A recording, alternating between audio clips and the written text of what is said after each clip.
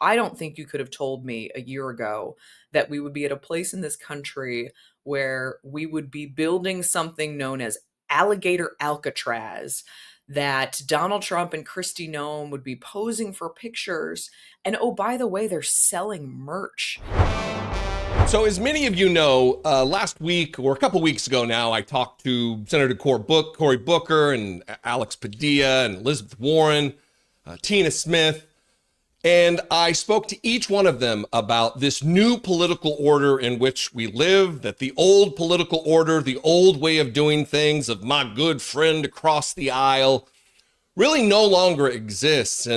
There needs to be a new strategy related to how we deal with Republicans, how we work with Republicans, since we do not have partners in governance anymore. Well, there is a new crop, a new generation of politicians, people who are seeking to be public servants.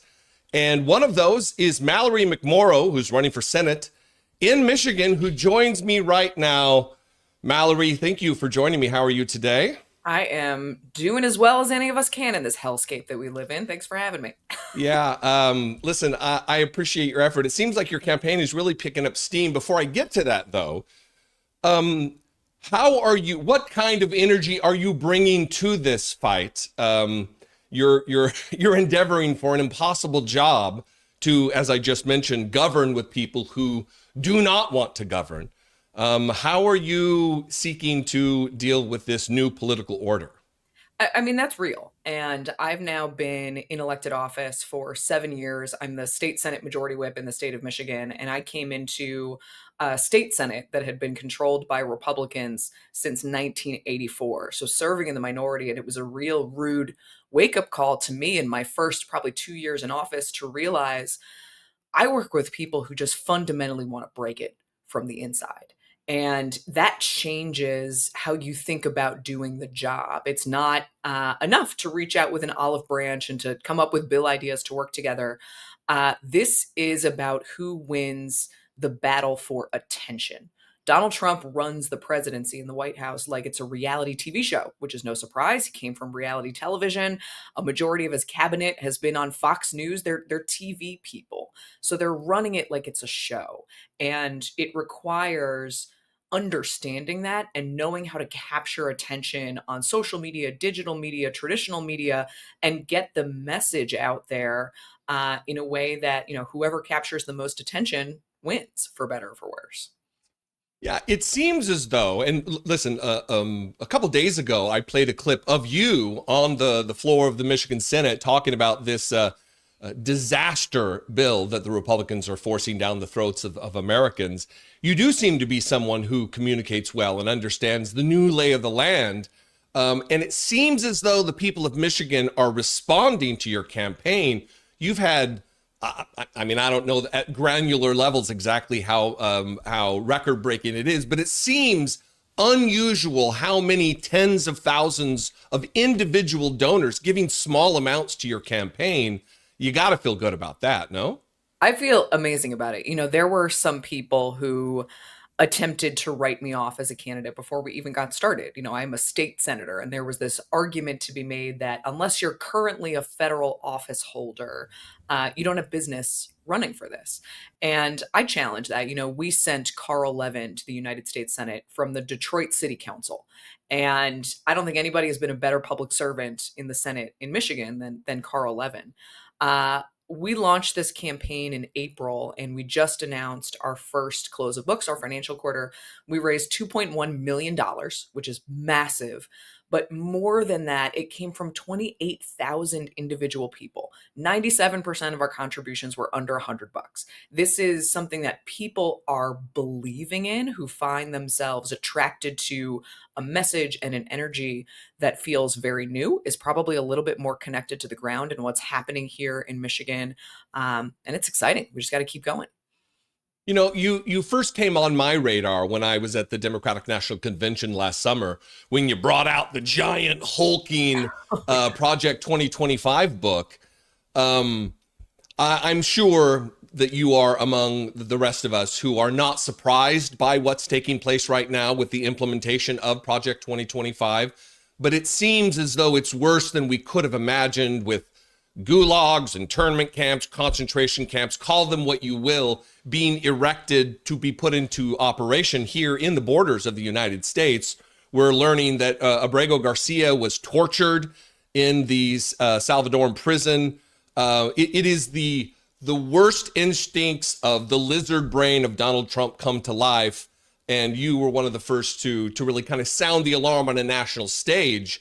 Are you planning to hit the ground running if indeed you are elected? And I think you will be, to put up a fight against these fascist efforts of this Republican Party.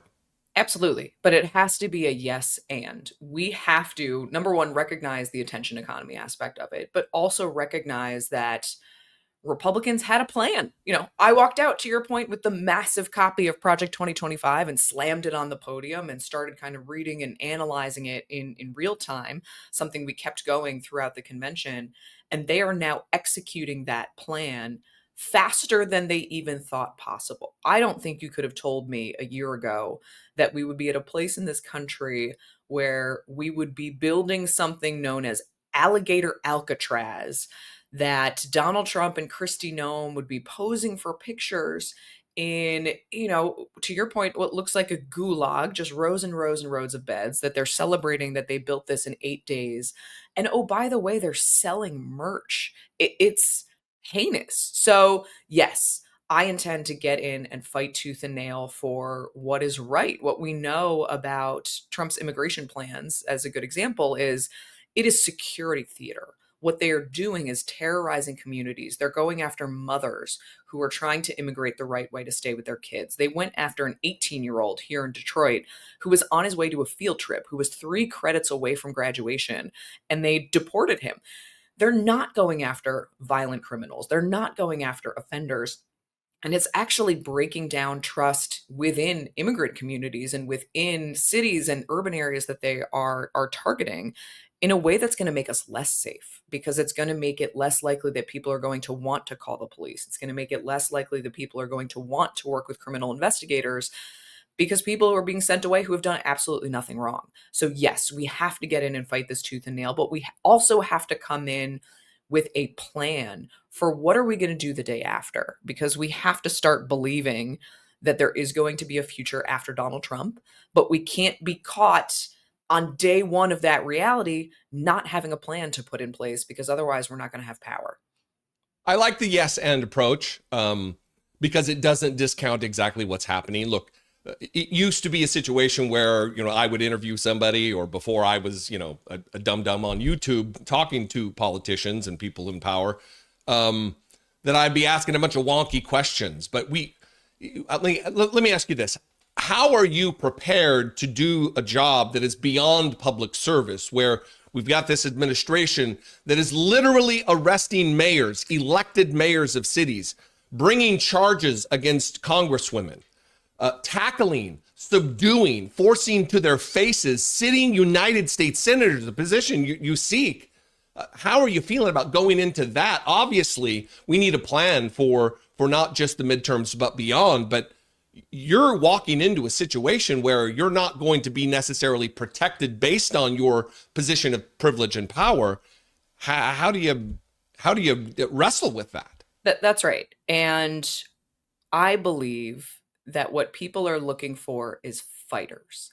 And we may be critical of that, but I heard on the ground in Michigan in this last cycle, I was campaigning all over the state, not only for the top of the ticket, but for many of our state house candidates. I heard that the Democratic Party feels weak and that they're not fighters, and that Donald Trump is fighting for me. And that sticks with me in a way that it's my instinct to push back, but we have to be able to throw a punch on our own terms. And I would say that I've got a pretty good track record of doing that here in Michigan. I was accused by a colleague, a Republican colleague, a couple of years ago, of wanting to groom and sexualize kindergartners. I mean, slandered me in one of the most horrific ways possible.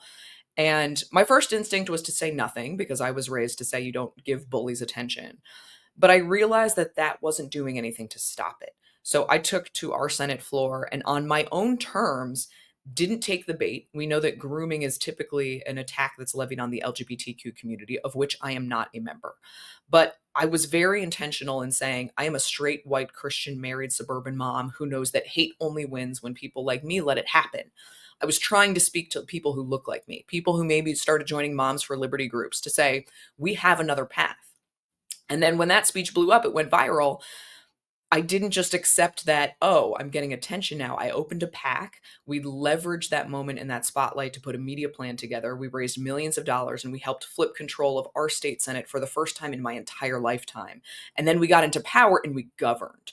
That is what people are looking for, not excuses, not people taking to a podium and saying, well, we don't have power right now, but don't worry, their polling numbers will come down in the midterms and then we'll get them in a couple of years.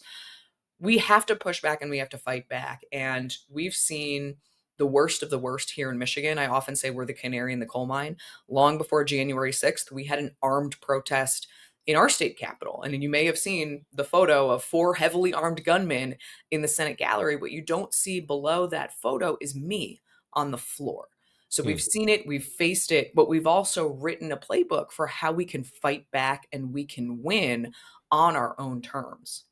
You know, I like to see it. You very prescient. You usurped my last question, which was going to be a comparison between my home state. I mean, I live in Washington D.C. now. You know, I can see the Capitol from my front porch. But I grew up by Christian nationalist, radical evangelical parents in northern Idaho. So there's a lot of parallels between the radicals in my home state and the radical element in Michigan. So I like the comparison of the canary in the coal mine, because not only is it a harbinger of things to come, but it's also a roadmap of how to get shit done. Exactly. And Michigan flipping the different bodies, actually combating the radicals who gather on the steps during COVID or whatever other crisis and tyranny that they claim. And I, for one, am very happy that we do have someone running for office of a slightly younger generation who's ready to fight. So thanks. Thank you. I mean, it's a scary time, but I constantly ask myself, to your point about kind of the extremist groups in Idaho, we've seen it here in Michigan. Mm-hmm. This is our moment. We can stand up. There are more of us than there are of them. And I think we have to remember that, because it's really easy to get overwhelmed and scared and shut down. But if we do that, then those people who pick up a gun and think that it is completely okay to go and target somebody just because you disagree with them politically, they win. And that is not the country that I want to live in. That's not the country that I want my daughter to grow up in. And this is our moment to take our country back. We will leave it there. I would just ask you this. Leave some time open in your schedule. Come back and we can have another conversation as the campaign goes on. I'm invigorated by your participation and exactly how you're managing your campaign relative to communication. So I'd love that. Thanks. Thanks for hanging out with me. For sure.